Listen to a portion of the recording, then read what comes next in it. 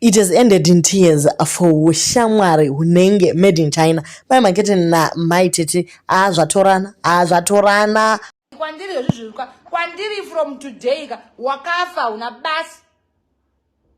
Aiwa, welcome back to your channel. Please don't forget to like and subscribe. Tisatatanga kakuenderera mberi timbo mhoresana makadiko vedwe nyaya dzenyu dzese dziri pano imi mukangoita hit the notification button mukatumira hama dzenyu share and like tichitaurirana tichicomment zvese zvinoenderera mberi. Thank you so much for being part of this family. Tapinda 13,000 guys. Okay, so nyaya yedu yakamira yakadai so Mai Maketen vati ivo mashocks eBenz anodhura vedway pane kuti ndirambe ndongoenda kudema. Vataura zvakawanda about Mai Titi vakati inini ndaneta nekunyarara ndine voice notes andinawo ndogona kumaburitsa mukaramba muchindipusha. So Mai Titi vazoti aiwa kamai Maketen kubva panyaya wasu nyaya yenyu yekuenda kuCyprus nezvimwe zvose zvazvichingoitika mumastress umu ndandakanyarara, but nyaya yekuramba ungotaura kuti ini ndiri wekudema ndiri wekumusha iwo nemansion une Benz une chi aiwa ndazosvika pakuti kapu yangu yazara yakuoverflowa nehasha nhasi ndichadzidurura dzese. So Mai Titi vaita live yavo vachitaura kuna Mai Maketen vakati iyo Tisiye isusu tiriwo kumashure tite zvekumashure imi itai zvekumberi ikoko 180 degrees makavhura. Hanzi Mai Maketen vanoita zvemachira. Hanzi vanoti kana makontractor akasvika havazokuudzii vachikuburitsirai palive.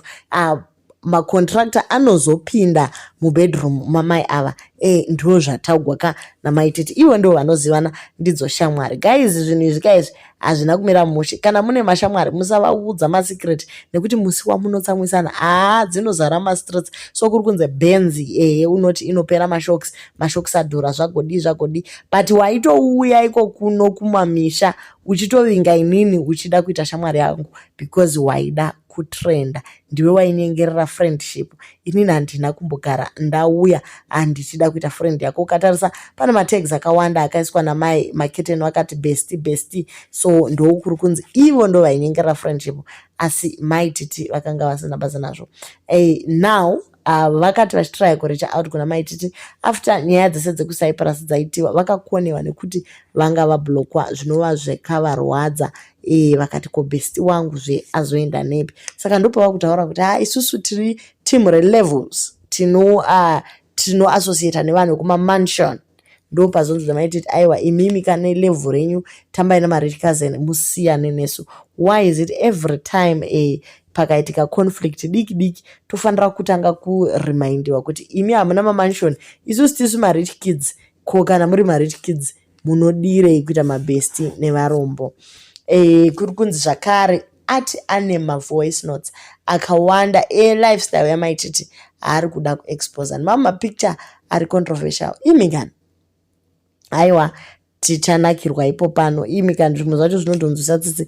Alright, pese panoitika conflict anothreatena kuburitsa marecordings aya. Mai Titi vari kuti ndaneta chii chimwe chandichatya kana nyika yese yakatomboona maguru angu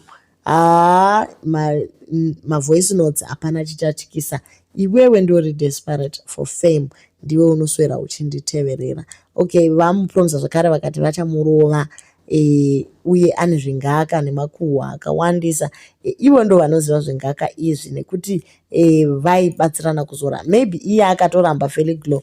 I actually feel like Mai Titi should just give a Feliglo kuti anobvisa manakuzi ese zvingaka zvese zvinobva zvangopera zvese. Vapromisa zvakare kuti vanomurova. Off social media vatomunza straight kuti handokupedzera. Iwe kana uri mbinga yekuZimbabwe unogoenda kuUK neCOS safe. Mbinga hadzishande neMaCOS havaiti zvekuenda kunopukuta madhodho.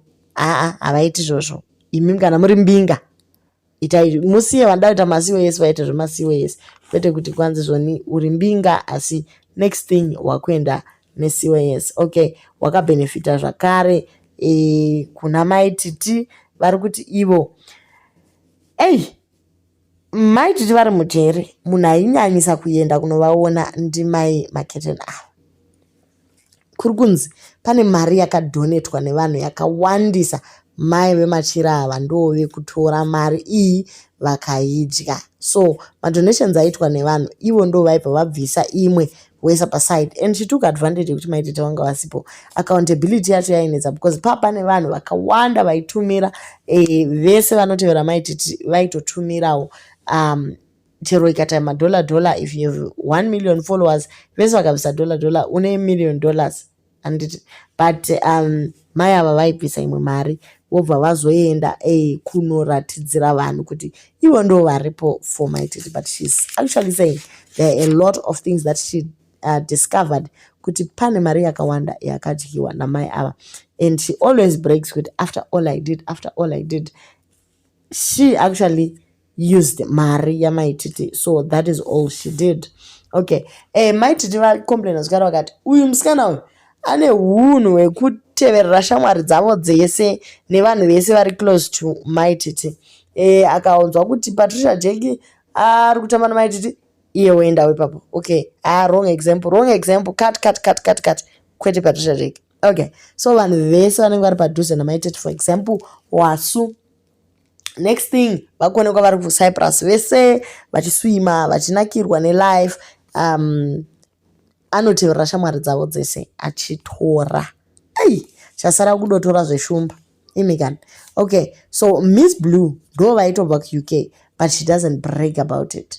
Miss Blue vaitouya voenda kujere. Saka nyaya yekunzi mai ava ndovoga vakauya kujere ndovoga, aiwa, it is not true. Problem yakaitika ndeyekuti pavakambonetsana paya, shumba ndo vakati wedwe ipa mai ava second chance because she's been your friend for a very long time. So maitete vari kuti I regret giving again a second chance because character yavo haisi kumbochinja zvachose.